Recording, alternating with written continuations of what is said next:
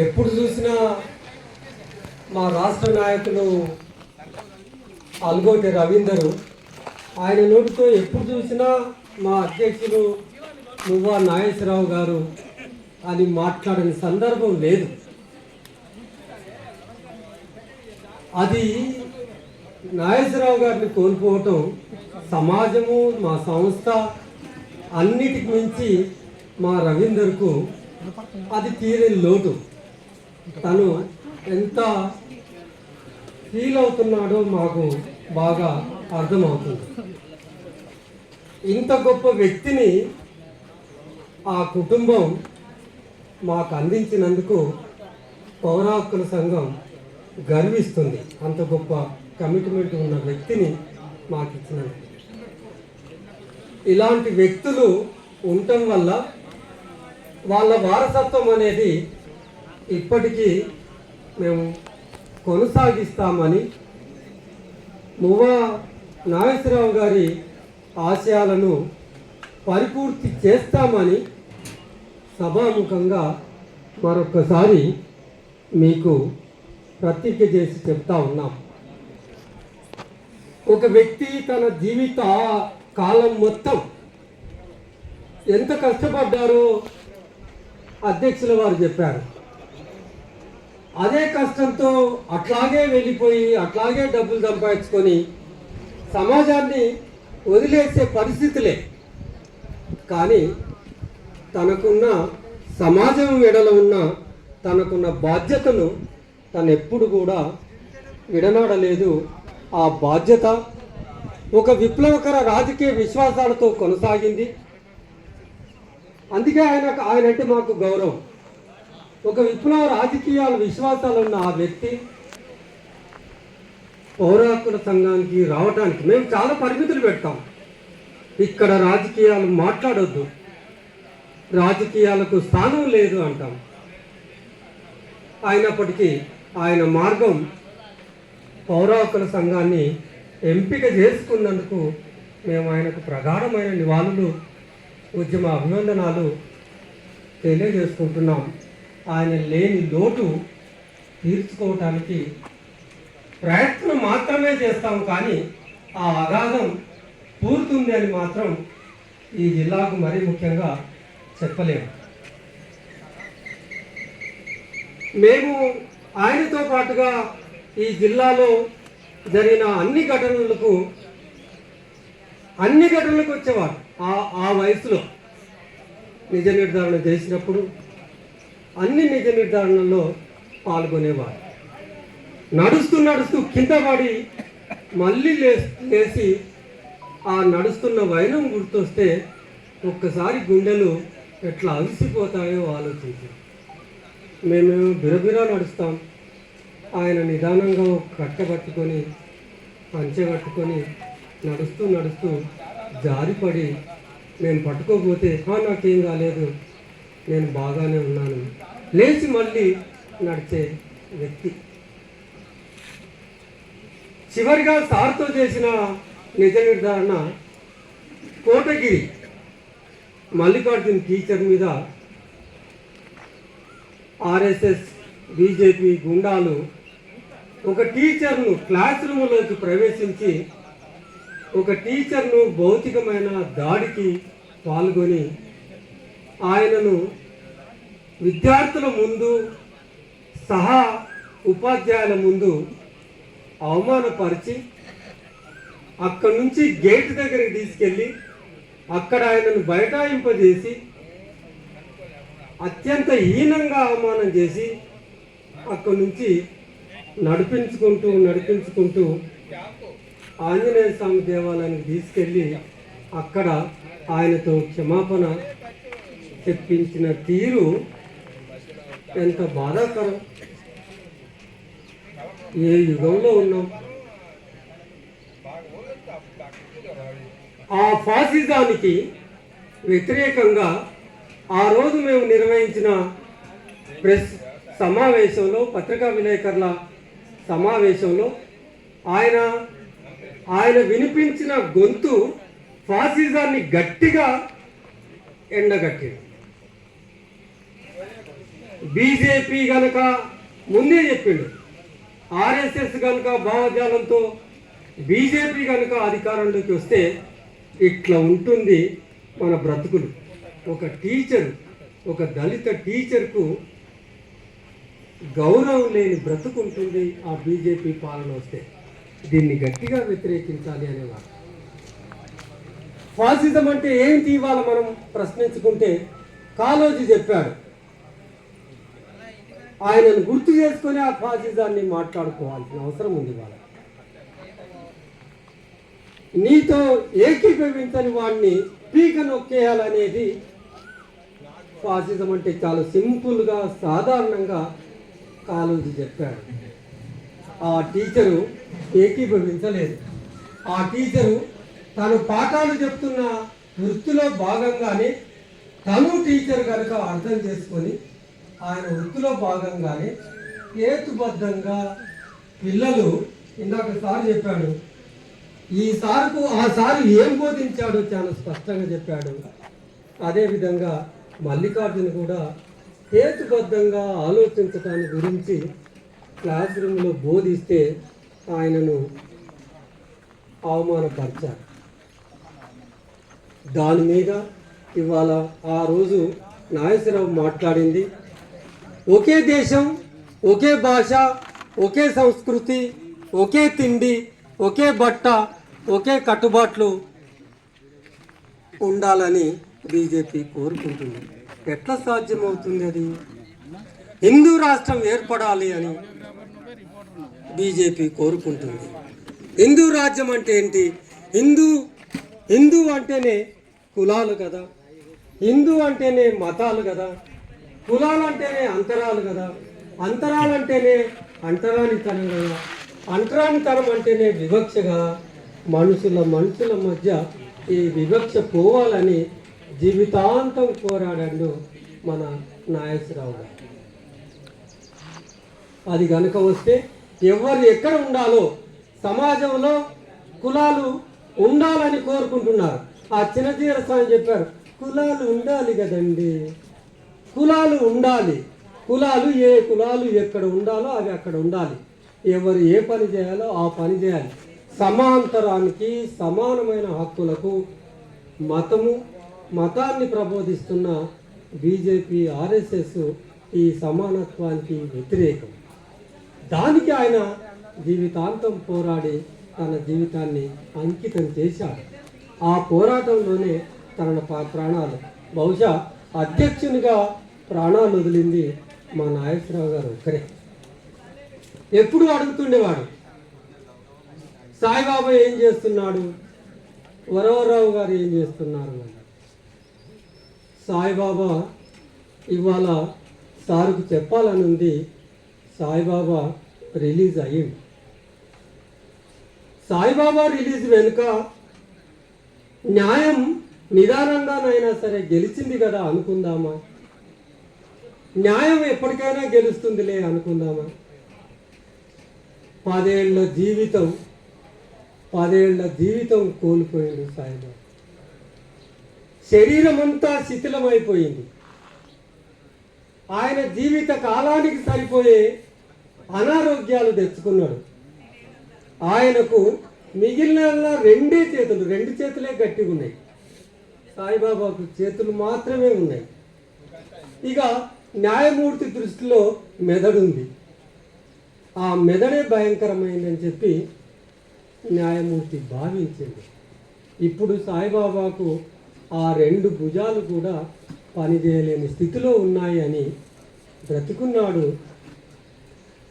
బ్రతికుండి చనిపోయిన వ్యక్తిలా బ్రతుకుతున్నాడు అని మా అధ్యక్షుల వారికి చెప్పుకోవాలని. సాయిబాబా మరి ఎందుకు అరెస్ట్ అయ్యిండు?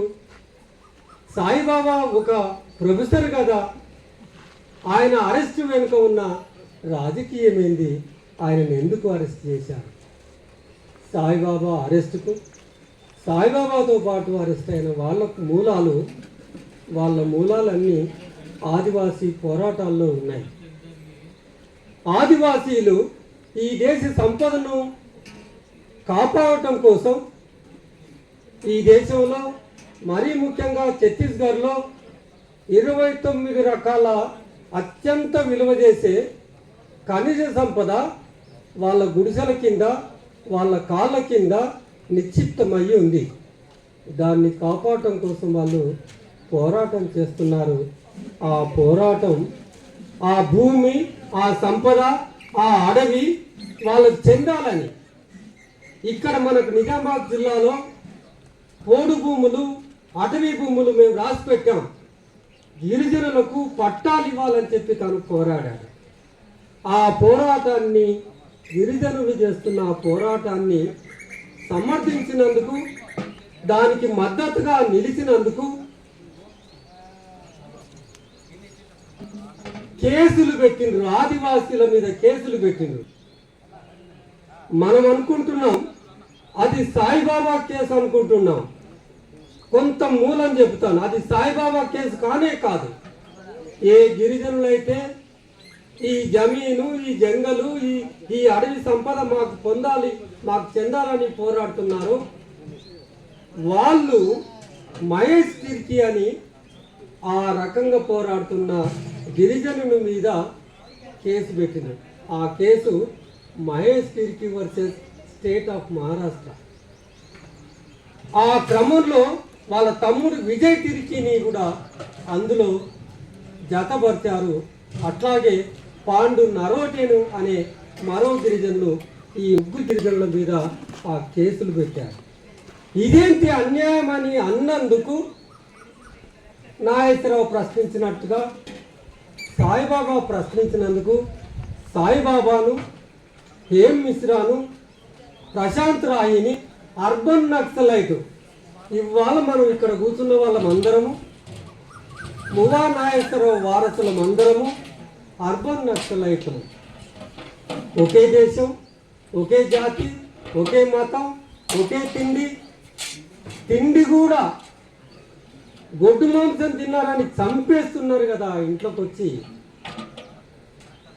ఇది కాదు, ఇది బహుళ సమాజం, ఇది విస్తృతమైన సమాజం, ఇది బహుళ సంస్కృతుల గల సమాజం, ఇది ఒక సహజీవనం చేస్తున్న దేశం. ఇది ఒక్కరున్న దేశం కాదు, ఒక మతం దేశం కాదు, ఒక భాష దేశం కాదు, సాంప్రదాయాలు, మూఢనమ్మకాల దేశం కాదు అని అన్నావే అనుకో, నీవు అర్బన్ నక్సలైట్. మువ్వా నాగేశ్వరరావు అర్బన్ నక్సలైట్, ఆయన వారసులమైన మనమందరం అర్బన్ నక్సలైట్. అర్బన్ నక్సలైట్లని ముద్ర వేసి సార్ ఎప్పుడు సాయిబాబా ఎక్కడున్నాడని ఈ ముగ్గురు ఆ ముగ్గురిని జత కలిపి 10 సంవత్సరాలు జైల్లో వేస్తే మిత్రులారా, 5గురికి ఆ జడ్జి ఆ న్యాయస్థానాలు ఎట్లున్నాయంటే, సాయిబాబు గారు ఈ కేసులో ఏముందండి, రండి రండి సిగరెట్, వాళ్ళిద్దరూ కలిసి సిగరెట్లు తాగుతారు పక్కకి వెళ్ళి. అటువంటిది 827 పేజీల జడ్జిమెంట్ రాసి 10 సంవత్సరాలేమో విజయ్ తిర్కీకి శిక్ష వేసి 5గురికి యావజ్జీవ కారాగార శిక్ష వేస్తే, శిక్ష అనుభవిస్తూ పాండు నరేటే చనిపోయింది. విజయ్ తిర్కీకి 10 ఏళ్ళు వేస్తే 10 ఏళ్ల తర్వాత కేసును కొట్టివేస్తే ఆయన 10 ఏళ్ల జీవితాన్ని ఆ జడ్జి కానీ, ఈ సమాజం కానీ, ఈ వ్యవస్థ కానీ ఆ ఆదివాసీ కుటుంబానికి తిరిగి తెచ్చివ్వగలరా? ఇవాళ మనం మేధావులుగా ఎటు పోతుంది అని ఆలోచించాలి. పాండు నరేటే చనిపోయాడు కదా, పోయిన ప్రాణాన్ని తెచ్చిస్తారా? ఇవాళ ఆ తీర్పు వచ్చింది. ఆ తీర్పు రావడానికి ముందు ఆ శిక్షలు వేస్తే హైకోర్టుకు అప్పీల్కి వెళ్తే హైకోర్టులో 5 సంవత్సరాలు అప్పీల్ ఉంటుందా చెప్పండి ఒక్కసారి.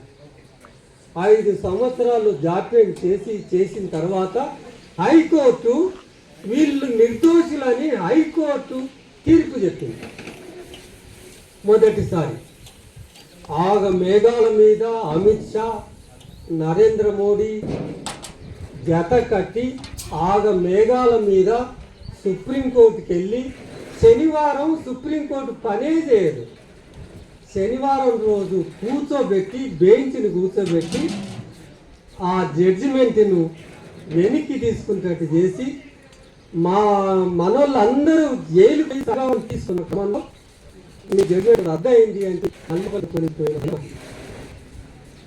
ఆ తర్వాత మళ్ళీ జైలు అంటే మొన్న మార్చిలో మనం కంప్లీట్ నిర్దోషి అని అంటే ఏం సాధించాడు? బ్రతికున్న మనిషి నిజంగా బ్రతికున్నాడా? ఉద్యోగం పోయింది, ఫ్యామిలీ అంతా విచ్ఛిన్నమైంది, ఇట్లా చంపదలుచుకున్నది. దీన్ని మనం ఫాసిజం అంటాం, దీన్ని మనం మతోన్మాదం అంటాం. దాన్ని అట్లా విస్తరిస్తే మనం ఎక్స్టెండ్ చేస్తే సాయిబాబా కేసును ఎక్స్టెండ్ చేస్తే భీమా కోరేగాం కేసు పెట్టాడు సార్. ఎప్పుడు వరవరరావు గారు బాగున్నారా? ఎక్కడున్నారు? భీమా కోరేగాం కేసులో వరవరరావు సార్కు చెప్పాలని ఉంది. వరవరరావు గారు ఆ భీమా కోరేగాం నాడు పెట్టిన సభలో ఆయన వక్త కారే కాదు, 11 మందిని ప్రొఫెసర్ సోమా సేన్, సుధా భరద్వాజ్, సాయిబాబా కేసు చేసినందుకు గాడ్లింగ్ను, సురేందర్ గాడ్లింగ్ను, ఇట్లా 11 మందిని ఆ కేసులో ఇరికించి ఇప్పటి వరకు కూడా 6 సంవత్సరాలు అవుతుంది. వాళ్లకు బెయిలు లేదు. ఒక్కరిద్దరికి మాత్రమే బెయిల్ వచ్చింది. ఇప్పటి వరకు సురేంద్ర గాడ్లింగ్ వాళ్ళందరూ కూడా జైల్లోనే మగ్గుతున్నారు. నేరాలు చేసిన వాళ్ళేమో బయట ఉండి పదవులు అనుభవిస్తున్నారు. ఏ నేరం చేయని వాళ్ళేమో జైళ్ళలో మగ్గిపోతున్నారు. మనం విశ్లేషిస్తున్నది ఏంటంటే ఈ మేధావులు అనే వాళ్ళను అర్బన్ నక్సలైట్లని ముద్ర వేసి జైలుకు పంపిస్తే ఆ వ్యక్తులకు ఆ మేధావులకు జరిగే నష్టం కాదు ఇది. ఇది సమాజం మొత్తానికి, పేద ప్రజానీకానికి మొత్తానికి ఈ నష్టం జరుగుతుంది. దీన్ని మనం పూరించుకోలేము. ఆ జైలు శిక్ష చేయని నేరానికి విచారణలో ఉండగానే శిక్ష అనుభవించి బయటకు వచ్చిన తర్వాత ఇప్పుడు రేపు మన వరవరరావుతో పాటు అరెస్ట్ అయిన వాళ్ళలో సరళాగా 86 ఏళ్ల వృద్ధుడు, ఆయన పాస్టరు స్టాన్ స్వామి జైల్లోనే చనిపోయింది. అక్కడ నరోటే పాండు చనిపోతాడు, ఇక్కడ స్టాన్ స్వామి చనిపోతాడు. ఒక్క విషయం చెప్తాను, ఆయన చేతులు ఇట్లా వణుకుతాయి, అన్నం తినలేడు. 86 ఏళ్ళు. స్ట్రా లిక్విడ్ మాత్రమే తాగలడు. అది చేతులతో ఇట్లా ఎత్తి గ్లాస్ ఎత్తి తాగలేడు. కనుక స్ట్రా కావాలని కోర్టులో వేస్తే స్ట్రా కూడా ఇవ్వలేదు. అది అప్పీలిపోయి ఆయన చనిపోయిన భయంకరమైన పరిస్థితులు. ఆయన చనిపోయిన తర్వాత అవును స్టాన్ స్వామికి ఆ స్ట్రా ఇవ్వచ్చు అని ఆర్డర్. ఎటువంటి పరిస్థితులకు వ్యతిరేకంగా నాగేశ్వరరావు గారు కోరారు. ఇప్పుడు ఆ భీమా కోరేగాం కేసు సాయిబాబా కేసులాగా కొట్టివేయబడితే మనం ఆలోచించాల్సింది ఏంటంటే ఆ స్టాన్ స్వామి బ్రతికొస్తాడా? వరవరరావు జీవితం తిరిగి వస్తుందా? 6 ఏళ్ల జీవితం తిరిగి వస్తుందా? జీవితాలను ఛిద్రం చేయటం ఫ్యాసిజం అంటే ఇది ఫ్యాసిజం. దీనికి వ్యతిరేకంగా మనం సార్కు నివాళులు అర్పించాలి. మేము మే 5వ తారీఖు నాడు నిజామాబాద్ టౌన్లో ప్రెస్ క్లబ్లో పెద్ద ఎత్తున ఇక్కడ కుటుంబంలో జరపాలని ఈ సభ పౌర హక్కుల సంఘం నిర్వహిస్తుంది. ఈ పౌర హక్కుల సంఘం నిర్వహించేది మేము ఒక్కరమే కాదు, కుటుంబీకులు అందరం. ఆ అద్భుతమైన ఆలోచన, ఇవన్నీ కటౌట్లన్నీ పెట్టాము. నేను నిజంగా మా రవీందర్ను అభినందిస్తున్నాను. ఇది కుటుంబీకుల సభ, బంధువులు, మిత్రులు, స్నేహితులు అందరు కలిసి సభ. అయితే ప్రజా సంఘాలు, నాయకులు అందరూ వచ్చేటట్టుగా పెద్ద ఎత్తున మే 5వ తారీఖు ఆదివారం అవుతుంది, పెద్ద ఎత్తున సభ నిర్వహిస్తున్నాం. ఆ సభకు మీరు అందరూ ఉదయం 10 గంటలకు మొదలవుతుంది. అందరూ రావాల్సిందిగా కోరుతూ మళ్ళీ మళ్ళీ మనం పునరంకితం అవుతాము. సారు ఆశయాలను కొనసాగిద్దాం మువ్వా నాగేశ్వరరావు గారి ఆశయాలను కొనసాగిద్దాం మువ్వా నాగేశ్వరరావు గారి ఆశయాలను. వర్ధిల్లాలి పౌర హక్కుల సంఘం, వర్ధిల్లాలి పౌర హక్కుల సంఘం.